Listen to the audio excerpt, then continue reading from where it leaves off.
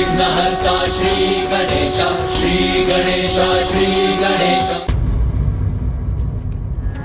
ओम नमः शिवाय।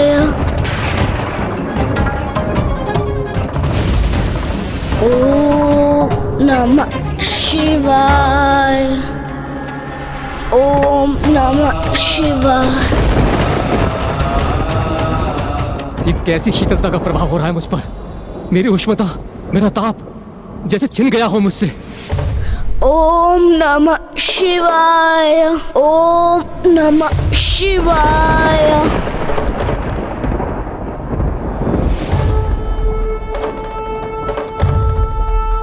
अग्नि का सागर बालक गृहपति के समक्ष था, किंतु वो उससे भी भयभीत नहीं हुआ और उसका निश्चय अभी भी अटल है।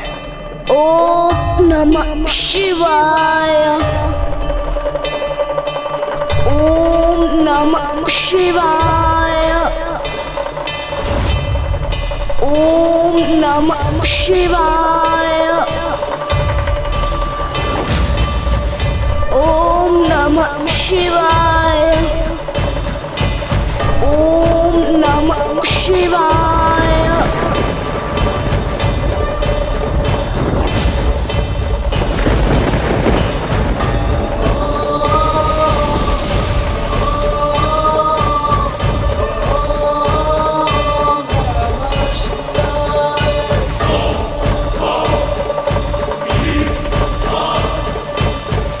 मुझे क्षमा कीजिए प्रभु, मैं ही आपको पहचान ना सका, किंतु मुझे अब आपका वास्तविक परिचय ज्ञात हो गया है। आप तो और कोई नहीं, स्वयं मेरे प्रभु महादेव है। हे प्रभु, अपने स्वाभाविक रूप में मुझे अपने दिव्य दर्शन प्रदान करने की कृपा कीजिए।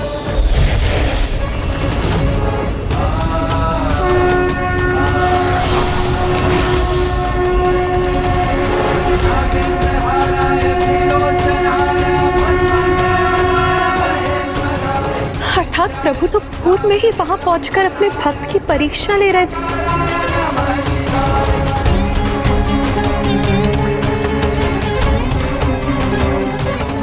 बालक गृहपति, सभी परीक्षाओं में सफल होकर तुमने ये प्रमाणित कर दिया है कि भक्ति की शक्ति से कुछ भी संभव हो सकता है, मृत्यु को भी पराजित किया जा सकता है। हाँ बालक गृहपति, तुमने अपनी भक्ति की शक्ति से मृत्यु को भी परास्त कर दिया। मैं तुम्हें अभयदान देता हूँ और घोषणा करता हूँ, अग्निदेव के श्राप के कारण तुम्हारी मृत्यु नहीं होगी।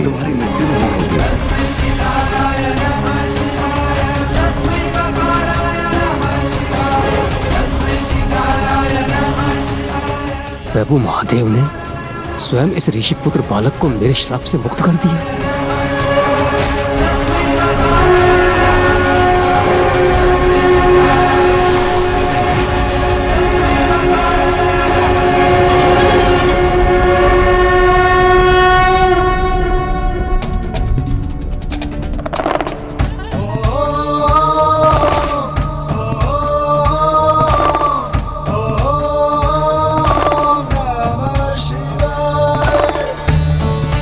तुम्हारे उदाहरण से संसार में सफलतापूर्वक जीवन बिताने का एक नवीन नियम स्थापित होगा कि प्रबल इच्छा शक्ति से और निष्ठा एवं श्रद्धा से प्रयास कर समस्त बाधाओं को दूर किया जा सकता है और किसी भी कार्य में सफलता प्राप्त की जा सकती है।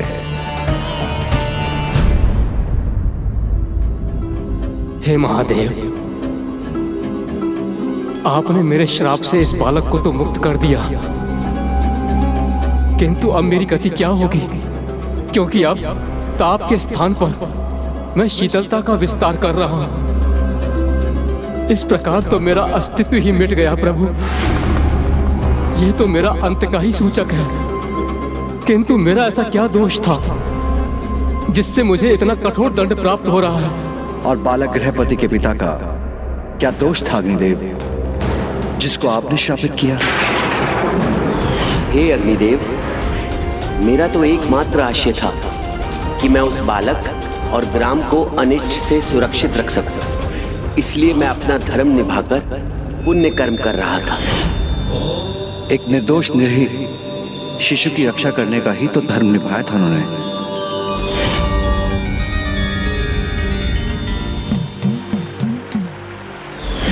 जिसके समक्ष आप उसकी मृत्यु बनकर प्रस्तुत हुए थे, जबकि अभी उसकी मृत्यु का समय नहीं आया था।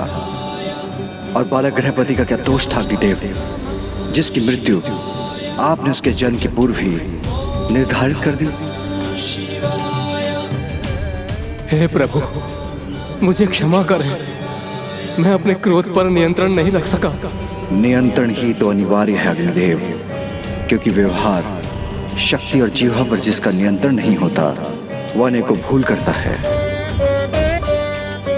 और फिर उन्हीं भूलों के चक्र में उलझता चला जाता है। आपकी अग्नि के अनियंत्रण प्रकोप को नियंत्रण में लाने के लिए ही गृहपति का जन्म हुआ है। गृहपति के दृढ़ निश्चय और भक्ति की शक्ति के कारण ही अग्नि का ताप शीतलता में परिवर्तित हो गया। आप अपने स्वाभाविक व्यवहार को तभी प्राप्त कर सकेंगे जब आप अपनी अग्नि को नियंत्रण में रखेंगे। स्वयं कहीं उत्पन्न नहीं होंगे और स्वेच्छा से एक सीमा से अधिक अपना विस्तार कर संपूर्ण सृष्टि को प्रभावित नहीं करेंगे। मैं आपको वचन देता हूँ प्रभु, मैं अपनी अग्नि को वहीं उत्पन्न करूंगा जहां मुझे प्रकट होने का अवसर दिया जाएगा, अन्यथा जहां मेरा आवाहन होगा और मेरा प्रभाव सदैव सीमित ही रहेगा।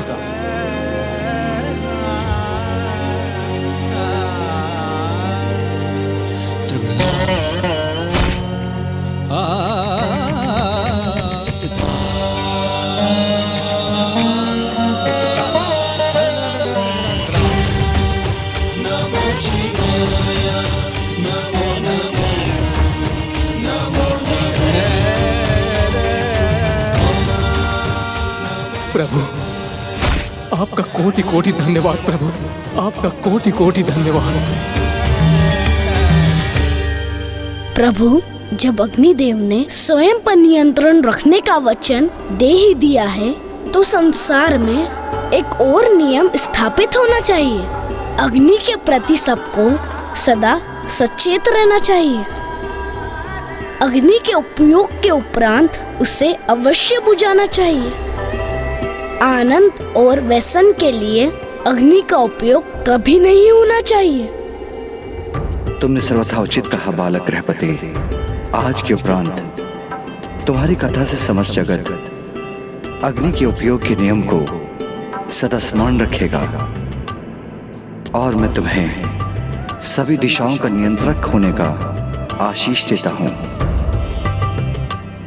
कि तुम अग्नि को किसी भी दिशा में आवश्यकता से अधिक बढ़ने से रोकोगे और जिस पार्थिव शिवलिंग का तुमने निर्माण किया है वह अग्नेश्वर लिंग के नाम से प्रतिष्ठित है। अग्नेश्वर लिंग के नाम से प्रतिष्ठित, वह अग्नेश्वर लिंग के नाम से प्रतिष्ठित है।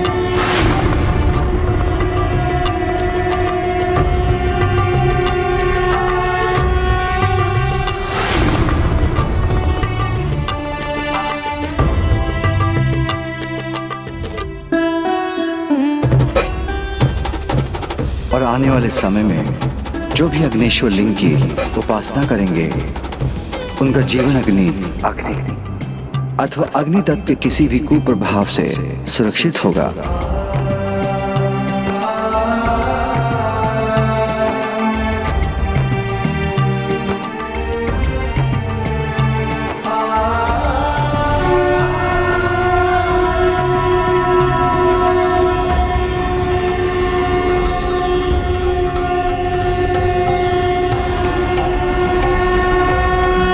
प्रभु गृहपति की जय, प्रभु गृहपति की जय, प्रभु गृहपति की जय।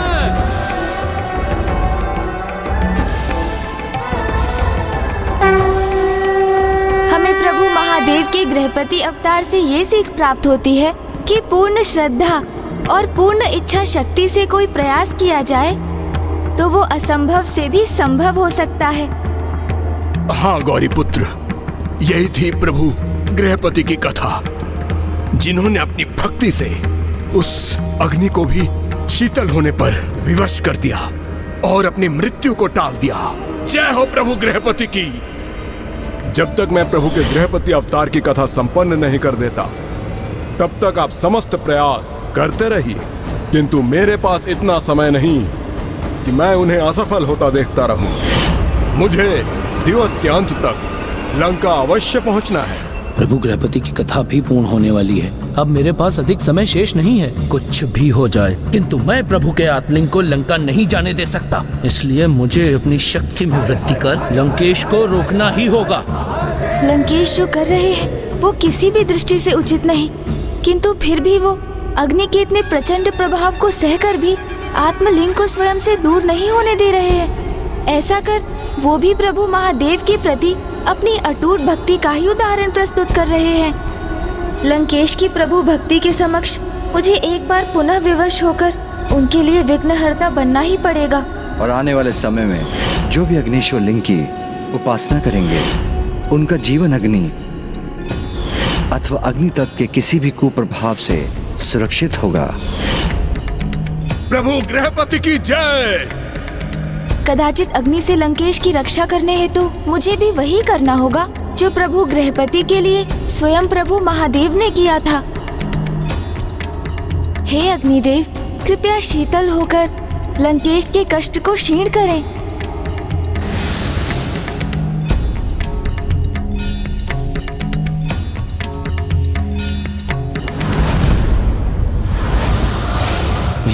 ये कैसे संभव है? मेरी शक्ति से उत्पन्न अग्नि अचानक शीतल कैसे हो गई?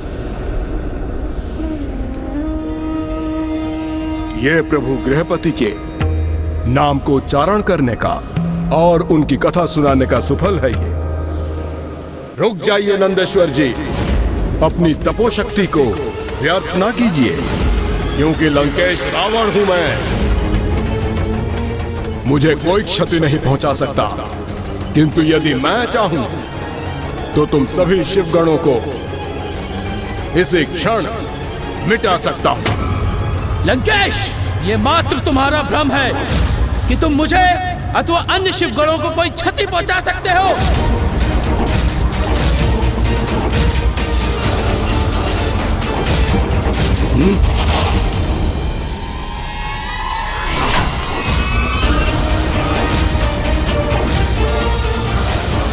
अब तो ये दोनों ही परस्पर हिंसा के लिए तत्पर हो उठे हैं। एक और लंकेश है जो उत्तेजित करते हैं और दूसरी ओर नंदेश्वर जी जो क्रोधित हो उठते हैं। इसलिए मुझे ही पुनः कुछ कर इन दोनों को रोकना होगा।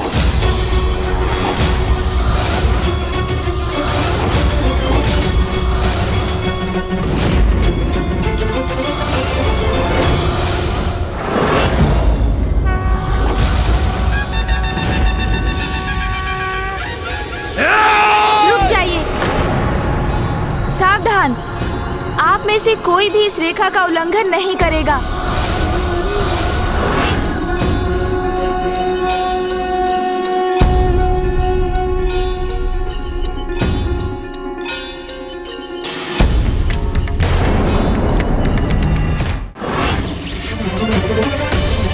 मेरी पलताई भी लेता तो नहीं तत्ती जाएगी।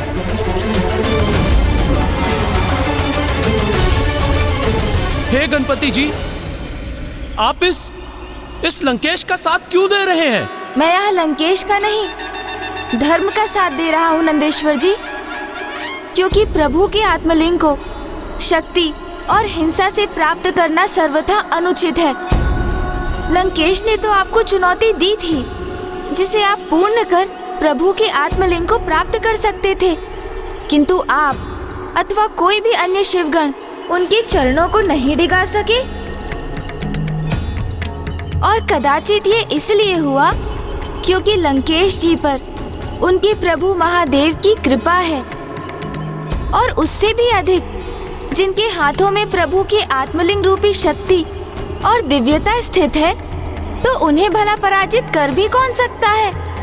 मेरे विचार से आप अपने समस्त प्रयास कर चुके हैं, इसलिए अब आपको यहाँ से प्रस्थान करना चाहिए नंदेश्वर जी। जो अब तक हुआ वो तो प्रभु की इच्छा से ही हुआ, और जो आगे होगा वो भी प्रभु की इच्छा से ही होगा।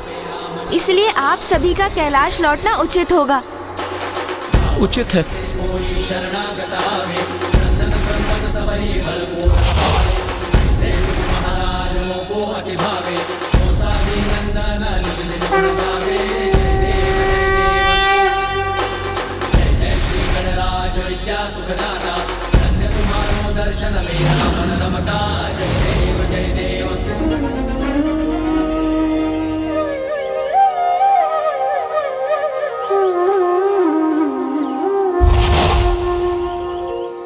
ये तो सर्वथा उचित हुआ गौरी पुत्र कि आपके समझाने पर सभी यहाँ से लौट गए, अन्यथा मैं अपना नियंत्रण खो बैठता। किंतु मुझे इसकी अपार प्रसन्नता है जिन्होंने अग्नि को नियंत्रित किया। प्रभु शिव शंकर शंभु के उन्हीं के अवतार प्रभु गृहपति ने मेरे चारों ओर छाई अग्नि को भी शीतल कर मेरा ही साथ दिया। तब तो हमें उनकी स्तुति करनी चाहिए लंकेश। कदाचित वो प्रसन्न होकर हमें अपने दर्शन प्रदान करेंगे। हाँ हाँ अवश्य।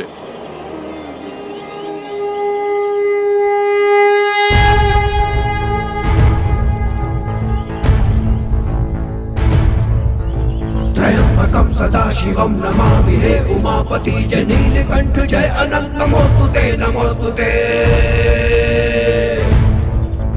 हो भोलेनाथ भक्त के हो कष्ट से निवारते, ये सृष्टि सारी संकटों से शिव ही है उबारते। ओम नमः शिवाय ओम नमः शिवाय ओम नमः शिवाय ओम नमः शिवाय ओम नमः शिवाय ओम नमः शिवाय। मुनि विश्व नर और सुचिष्मति की है कथा, संतान के लिए जिन्होंने वर्षों तक सही व्यथा की कामना। सुचिष्मति ने शिव समान पुत्र की, तो काशी जाके शिव जी की मुनि ने घोर तपस्या की। विश्वेश्वर लिंग की मुनि थे कर रहे आराधना, तो बाल रूप शिव जी का था लिंग में उन्हें दिखा। प्रकट हुए सुचिष्मति के गर्भ में जन्म लिया था, ब्रह्मा जी ने गृहपति का नाम आपको दिया। ओम नमः शिवाय ओम नमः शिवाय।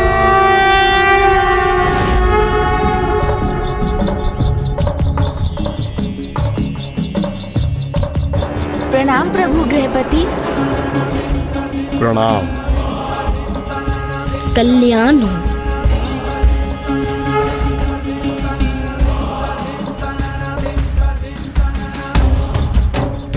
ये तो मेरा परम सौभाग्य है प्रभु कि आपकी मुझ पर प्रत्यक्ष अथवा परोक्ष रूप से अपार कृपा दृष्टि सदैव बनी रहती है, जिसके परिणाम स्वरूप नंदी जी की तपो अग्नि भी शीतल हो गई।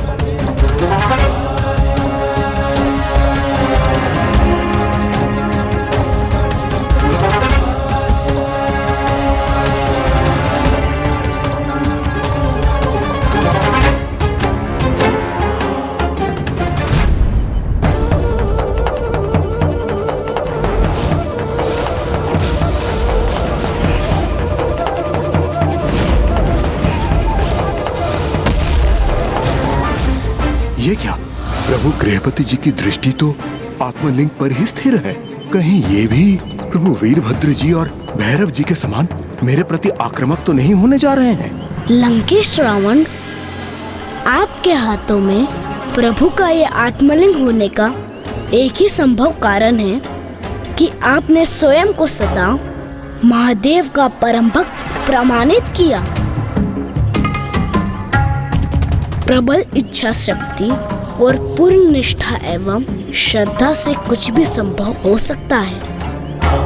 प्रत्येक जीव को कभी भी किसी से वो कदापि नहीं मांगना चाहिए जिसे प्रदान करना देने वाले को कठिन हो, क्योंकि किसी की व्यवस्था के कारण उसे जो प्राप्त होता है वो कभी ना कभी उसके उचित अधिकारी के पास पहुंच जाता है, अथवा जहाँ उसका उचित स्थान होता है वो वहाँ पहुंच जाता है।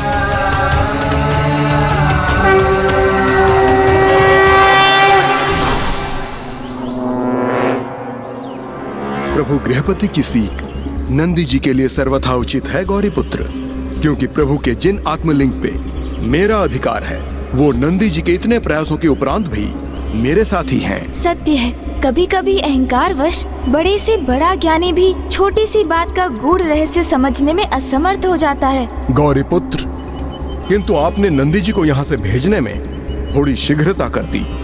लौटने पर विवश हो गए वो।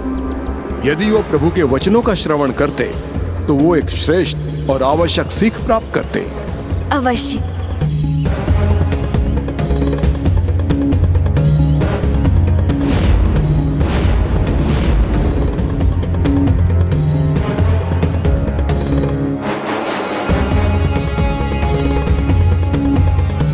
आज एक अनूठी सफलता प्राप्त की है मैंने। समस्त शिवगणों को एक साथ पराजित किया है मैंने।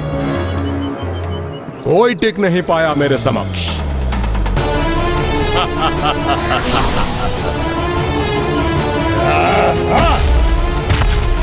मेरी इतनी अपार शक्ति का उदाहरण प्रस्तुत हुआ है इस जगत में गौरीपुत्र, इसलिए मुझे अपनी सफलता का उत्सव मनाना चाहिए।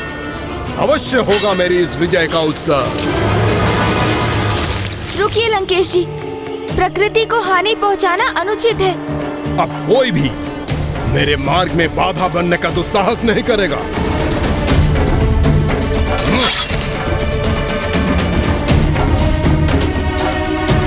लंकेश रावण के मार्ग में बाधा।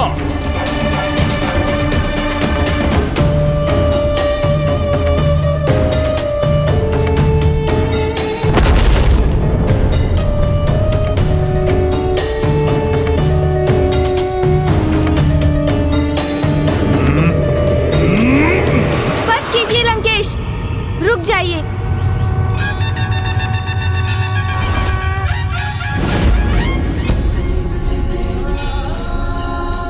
लंकेश, एक वृक्ष को क्षति पहुंचाना छोटे पौधों के एक छोटे से उपवन को और एक संपूर्ण वंश को उजाड़ने के समान है।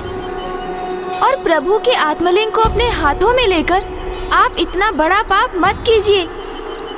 और वैसे भी आप इस वन को, यहाँ की प्रकृति को अत्यधिक क्षति पहुंचा चुके हैं। लंकेश, कहीं आप ये तो नहीं भूल गए हैं ना कि समस्त सृष्टि के पिता जगत पिता महादेव ही हैं? और उनकी इन संतानों को हानि पहुंचाकर आप स्वयं अपने प्रभु को आहत कर रहे हैं। और इस प्रकार अन्य जीवों का नाश कर आनंद मनाने का क्या औचित्य है लंकेश? आज की अपनी सफलता को अपनी बुद्धि पर हावी मत होने दीजिए। मैं समझ गया गौरीपुत्र, आपका कथन सर्वथा सत्य है। ये कैसे भूल गया मैं कि ये सीख जगत को प्रभु के शरभ अवतार ने दी थी। शरभ अवतार?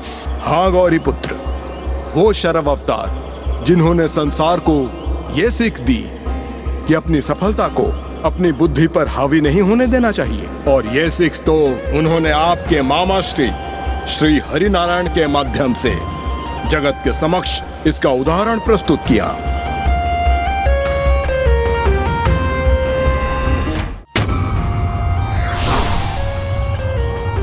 लंकेश, जल ग्रहण कीजिए आप।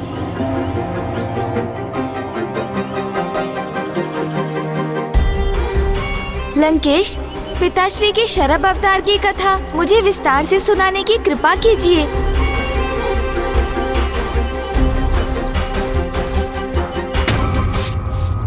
नारायण जब अपनी छोटी सी विजय के उपरांत नरसिंह अवतार में अपना नियंत्रण खो चुके थे, तब उन्हें रोकने के लिए मेरे प्रभु शिव शंकर शंभू ने अवतार लिया।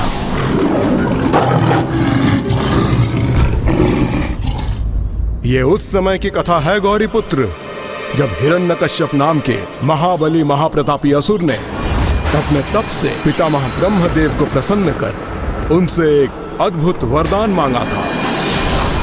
न दिवस में न रात्रि में, न भीतर न बाहर, न आकाश में न पाताल में, न नर से न देव से, न यक्ष से न राक्षस से, मेरे प्राण किसी से भी न जा सके।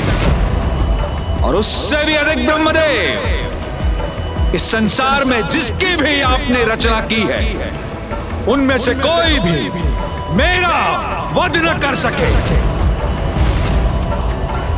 तथास्तु, तथास्तु, तथास्तु। इस सर्वथा अनूठे वरदान को प्राप्त कर वो जैसे अमरत्व ही प्राप्त कर चुका था, शीघ्र ही समस्त लोकों पर विजय पाकर उसने स्वयं को भगवान घोषित कर दिया और सभी को अपनी पूजा करने के लिए विवश करने लगा। किंतु इसके पश्चात उन्हीं महान असुर हिरण्यकश्यप के परिवार में उनका विरोधी उनके पुत्र प्रहलाद के रूप में जन्म हुआ, जो नारायण का भक्त था।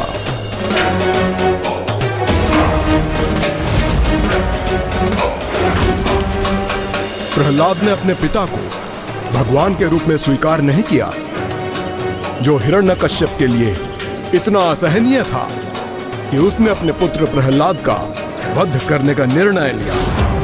किंतु प्रहलाद सदैव अपनी भक्ति के कारण सुरक्षित रहा। फिर क्या हुआ दशानन? तब एक ओर तो वो अपने ही पुत्र का अंत करने के लिए आतुर था, और वहीं दूसरी ओर उसके सेवक सभी को इस प्रकार यातना दे रहे थे जिससे कि वो उसे भगवान के रूप में स्वीकार करे। और फिर सभी देवता नारायण से सहायता की भिक्षा मांगने वैकुंठ धाम पहुंच गए।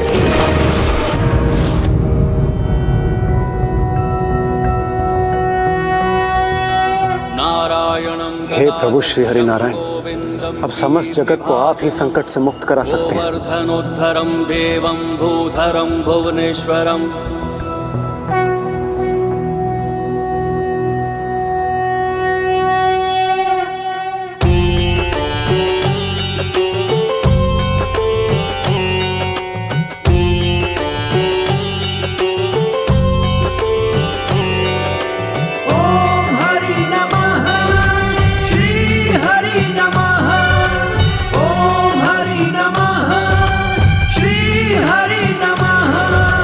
विनती करूं भगवन स्वीकार करो, विनती करूं भगवन स्वीकार करो।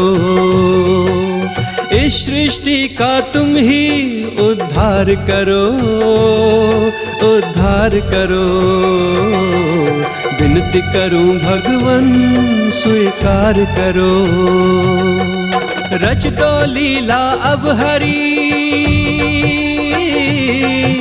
रच दो लीला अब हर चाहे फिर से एक अवतार धरो, अवतार धरो। विनती करूं भगवन स्वीकार करो, विनती करूं भगवन स्वीकार करो।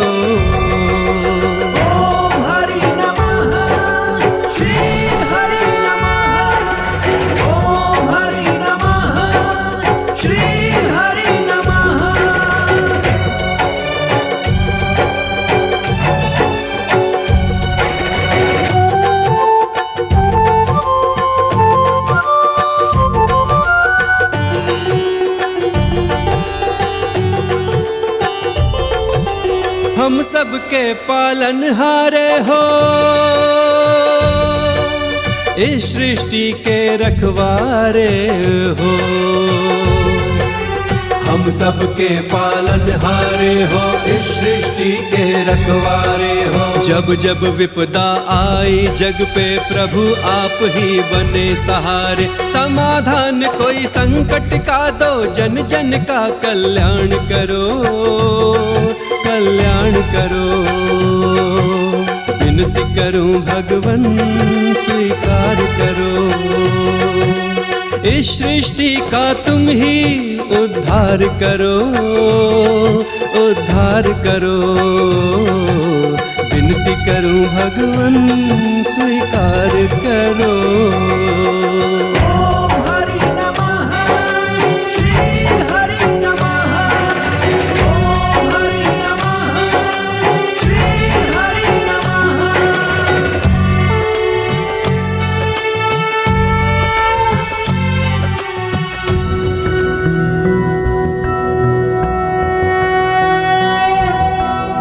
कञ्चनाभावराभयं नारायण नारायण।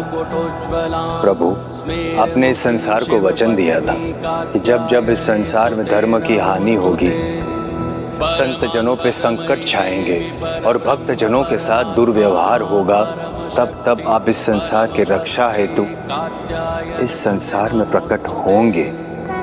अब वो समय हमारे समीप है प्रभु। प्रभु, हिरण्यकश्यप ने सभी अब वो समय आ गया है जब मैं शीघ्र अवतार लेकर उस हिरण्यकश्यप का वध करूंगा। धन्यवाद प्रभु।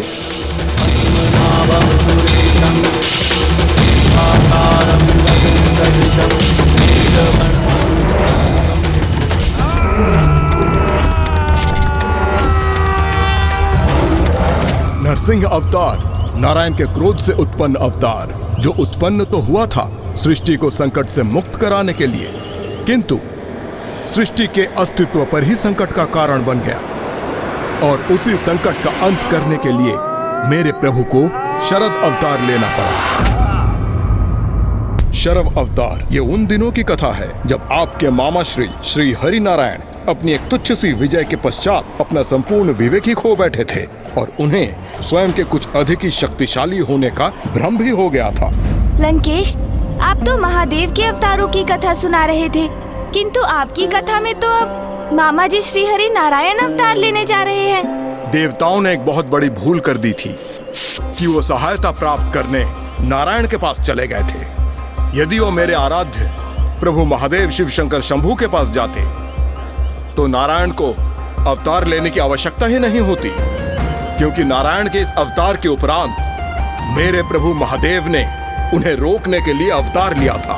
ऐसा क्या हुआ था लंकेश कि मामा जी श्री हरि नारायण को रोकने के लिए स्वयं प्रभु महादेव को अवतार लेना पड़ा?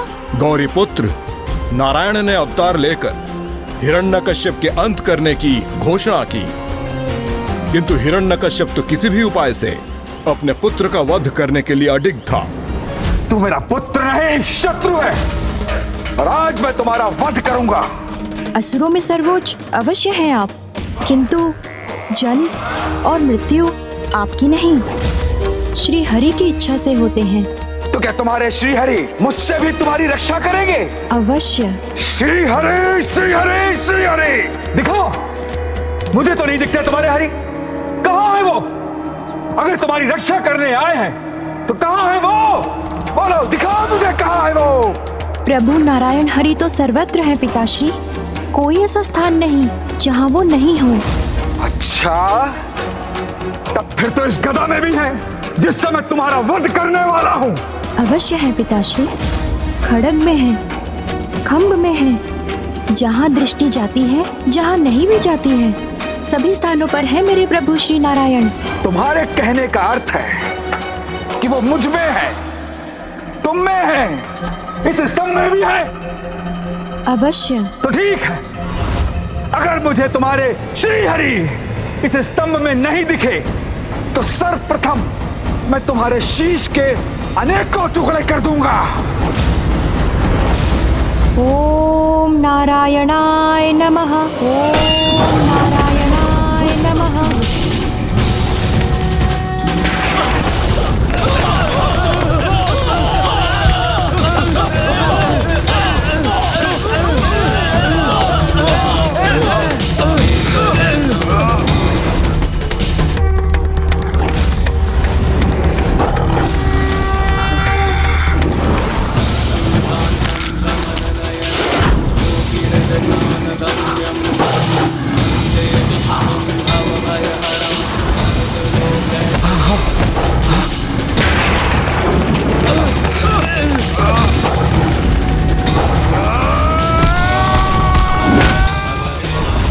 ये ना देव है ना दानव, ना ये यक्ष है ना राक्षस, ना गंधर्व है ना किन्नर, ना नर है ना पशु, ये आपकी मृत्यु है।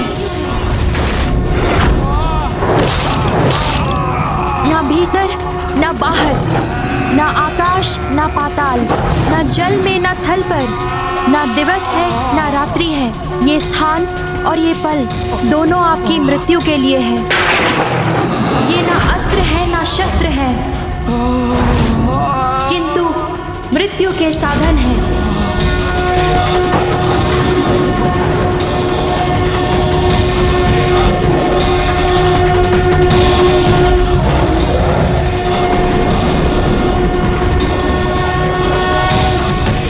इस दुष्ट हिरण्यकश्यप के वध से स्वर्गलोक, पृथ्वी और पाताल तीनों लोक इसके आतंक से मुक्त हुए।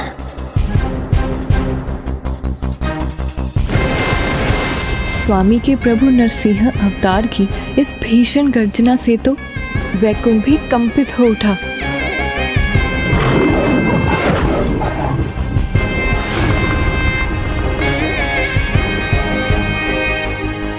भ्राता श्री हरि नारायण का यह अपार क्रोध कैसे शांत होगा? जिस अनर्थ का मुझे अनुमान था, आखिर वही होने जा रहा है। ये मात्र एक गर्जना नहीं थी गौरी पुत्र, अपितु यह भीषण स्वर तो आगामी सर्वनाश का संकेत था, क्योंकि हिरण्यकश्यप के वध के उपरांत नारायण के अवतार नरसिंह के क्रोध की कोई सीमा ही नहीं रही। ये विजय उनकी बुद्धि पर हावी हो गई थी और वो अपने अनंत क्रोध के प्रदर्शन से उसका आनंद मनाने लगे थे, जिसके कारण सृष्टि पर महासंकट छा गया।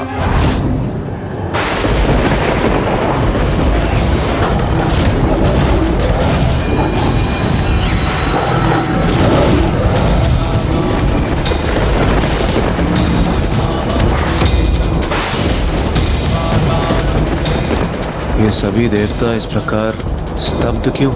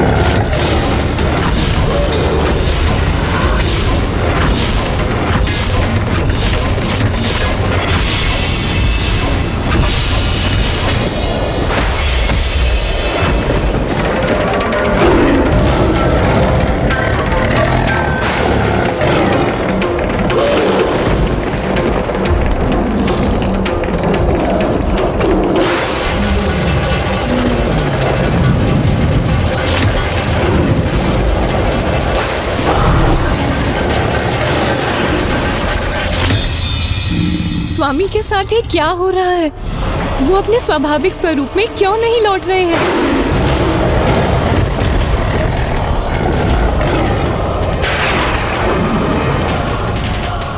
मैं इस विचार से व्यथित हो रही हूँ कि कहीं भ्राता श्री हरिनारायण की क्रोधाग्नि से समस्त सृष्टि का विनाश ना हो जाए।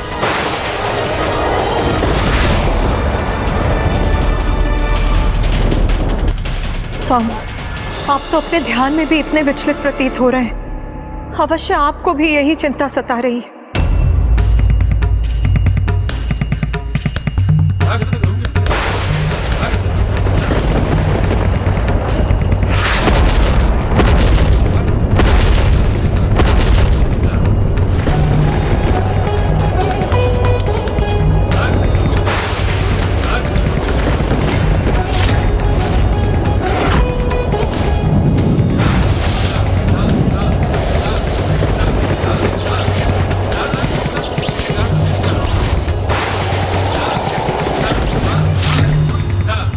यदि नारायण के नरसिंह अवतार को नहीं रोका गया तो कुछ भी शेष नहीं रहेगा। ये समस्त पृथ्वी धधकते लावे से ढक जाएगी। वो जीवन के योग्य कैसे रह सकेगी? वो तो एक अग्नि के गोले के समान सौर्य मंडल में स्थित रहेगी।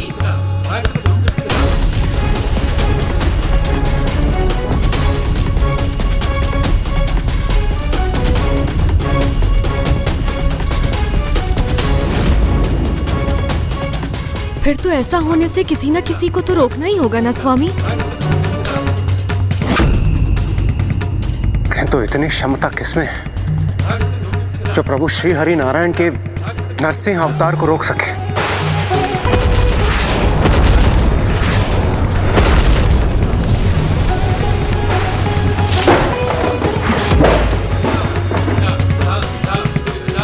हाँ देवराज, किसमें है इतना सामर्थ्य? मात्र एक, प्रभु महादेव महादेव महादेव महादेव महादेव।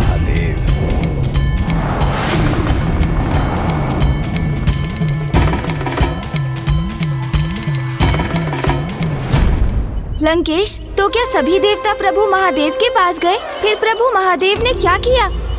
आप अपने मामा श्री के नरसिंह अवतार की कथा सुनने के लिए कुछ अत्यंत ही उतावले हो रहे हैं। लंकेश, मैं तो सभी श्रेष्ठ कथाओं का श्रवण करने के लिए और उनसे उचित ज्ञान प्राप्त करने के लिए सदैव उत्सुक और उतावला रहता हूँ। फिर क्या हुआ लंकेश? सदैव के समान सभी देवता एकत्रित होकर कैलाश पहुंच गए और तभी कैलाश पर भी संकट छाने लगा था।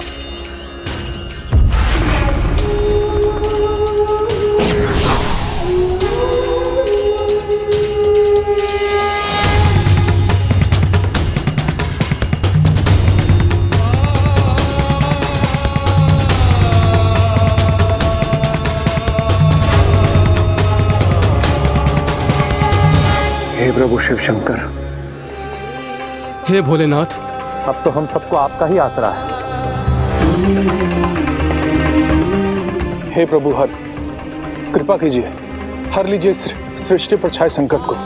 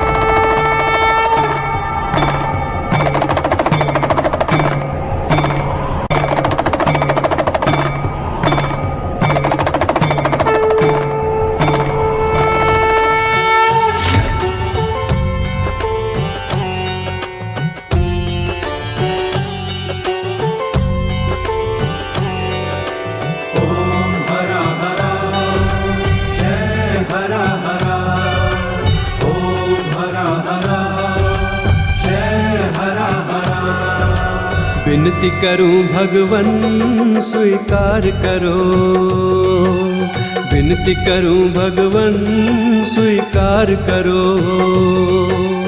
इस सृष्टि का तुम ही उद्धार करो, उद्धार करो। विनती करूं भगवन स्वीकार करो। रच दो लीला अब हरी, रच दो लीला अब हर चाहे फिर से एक अवतार धरो, अवतार धरो। विनती करूं भगवन स्वीकार करो, विनती करूं भगवन स्वीकार करो। हरा हरा जय हरा हरा,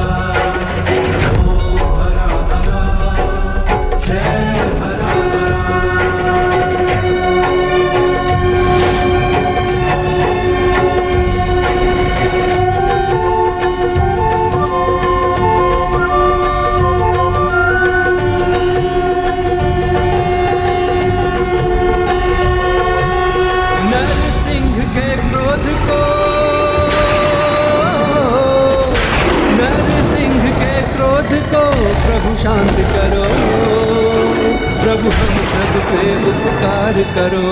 विनती करूं भगवन स्वीकार करो। इस सृष्टि का तुम ही उद्धार करो, उद्धार करो। विनती करूं भगवन स्वीकार करो। हरा हरा जय हरा हरा, हरा हरा जय हरा हरा, हरा हरा जय हरा हरा, ओम हरा हरा।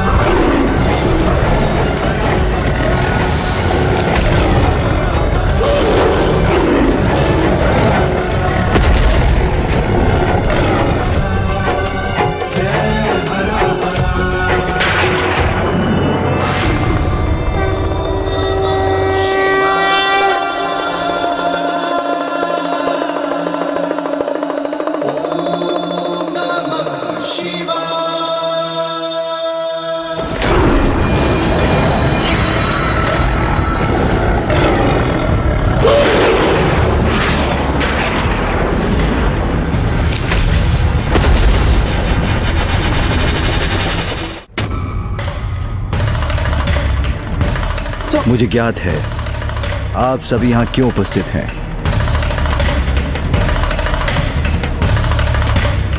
और मुझे ये भी ज्ञात है कि मुझे क्या करने की आवश्यकता है।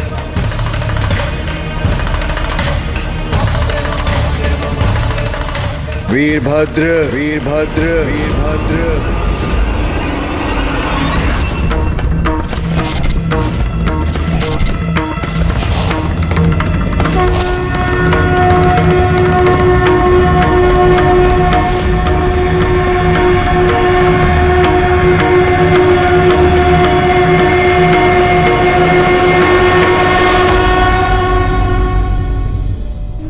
वीरभद्र जी, उनका आवाहन किया पिताश्री ने, किंतु क्यों लंकेश?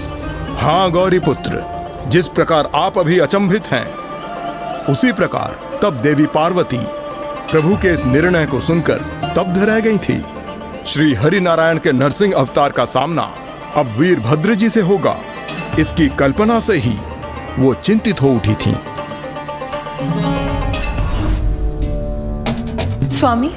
स्वामी अब भ्राता श्री हरि नारायण के क्रोध को शांत करने के लिए वीरभद्र को क्यों भेज रहे हैं? अपने क्रोध पर नियंत्रण रखने में तो ये भी असमर्थ हो जाते हैं। क्योंकि देवी, जिस प्रकार लोहा ही लोहे को काटता है, वैसे ही नारायण के इस आवेशित स्वरूप द्वारा उनके क्रोध को वश में करने के लिए मेरे उस उग्र रूप को उनके समक्ष प्रस्तुत होना होगा।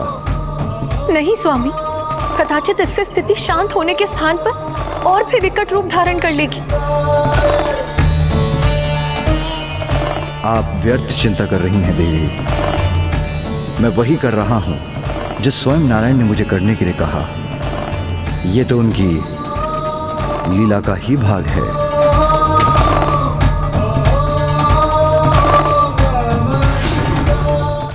ऐसा करने के लिए मामा जी श्री हरि नारायण ने कहा था, ये उनकी लीला है। मैं कुछ समझ नहीं सका लंकेश। पिताश्री मामा जी श्री हरि नारायण की किस लीला का उल्लेख कर रहे थे? कदाचित आपके मामा श्री हरि नारायण को यह ज्ञात था कि अकेले स्वयं पर नियंत्रण पाने में वो असमर्थ होंगे, इसलिए हिरण्यकश्यप का वध करने से पूर्व उन्होंने प्रभु महादेव शिव शंकर शंभु से भेंट की। हे जगत पिता, आप सर्वज्ञ हैं, सर्वव्यापी हैं, रुद्र भी हैं और भोलेनाथ भी। भक्तों के लिए आप दया सागर हैं और दुष्टों के लिए संहारक भी। आपकी जटाओं में स्वयं देवी गंगा विराजमान है और आपके शीश पर स्वयं चंद्रमा। हे चंद्रमौली, हे देवाधिदेव, आपकी महिमा अपरंपार है। मैं जगत का पालनहार, जगत के कल्याण का अपना दायित्व निभाने हेतु आपसे एक सहायता का निवेदन करने आया हूं। क्योंकि हे महादेव, ब्रह्मदेव के वरदान की मर्यादा का उल्लंघन किए बिना उस दुष्ट हिरण्यकश्यप के वध हेतु मुझे एक क्रूर उग्र रूप धारण करना होगा।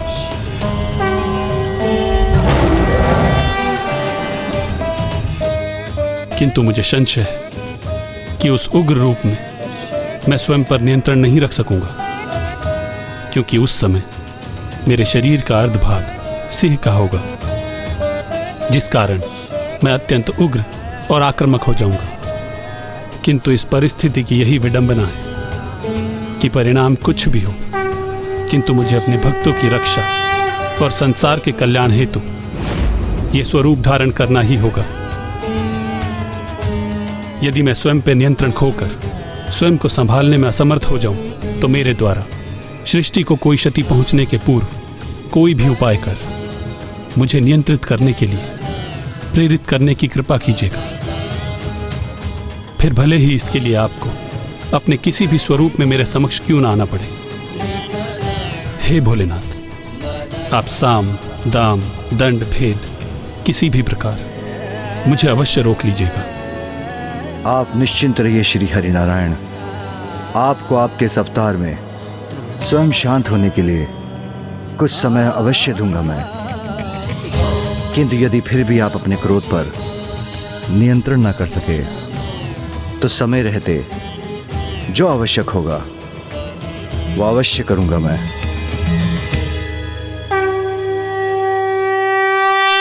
तो क्या पिताश्री के समझाने पर माँ की चिंता दूर हुई? हाँ गौरी पुत्र, क्योंकि उन्हें विश्वास हो गया और महादेव ने वीरभद्र जी को वहां से प्रस्थान करने का आदेश दिया। किंतु प्रभु नरसिंह तो क्रोध में थे और वीरभद्र जी तो स्वयं पिताश्री के क्रोध से उत्पन्न हुए थे। तो क्या दोनों के क्रोध का टकराव संकटमय होने वाला था? गौरी पुत्र, प्रभु महादेव शिव शंकर शंभू ने स्वयं ही कहा था कि लौह ही लौह को काटता है